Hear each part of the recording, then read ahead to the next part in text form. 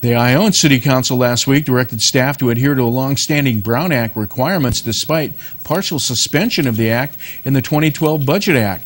City Manager Edwin Pattison said the city submits Brown Act-related reimbursement costs to the state quarterly and has been reimbursed several $1,000s over the last 2 years.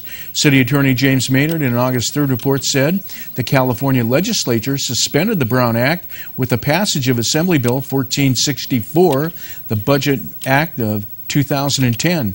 Maynard said the League of California Cities Brown Act Committee convened to review and discuss the suspension of portions of the Brown Act and recommended that cities continue to comply with all requirements of the now suspended provisions of the Brown Act.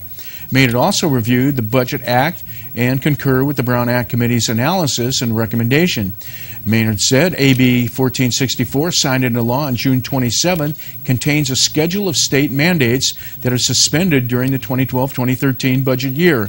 Further, the Brown Act was included in SB 1006, enacted June 27th, which extended suspension of the provisions of the Brown Act to last 3 fiscal years. The suspension extends to 5 provisions of the Brown Act, including preparation and posting at least 72 hours before a regular meeting of the agenda that contains a brief general description of each item of business to be transacted or discussed at the meeting. It also suspends a provision requiring inclusion of the agenda of a brief general description of all items to be discussed in closed session and disclosure of each item to be discussed in closed session in an open meeting prior to any closed session.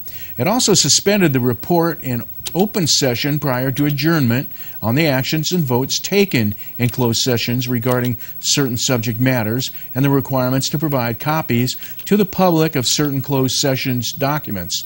Maynard said AB 1464 refers to 2 prior decisions of the Commission on state mandates in which the Commission determined that these requirements of the Brown Act impose reimbursable mandates on local governments.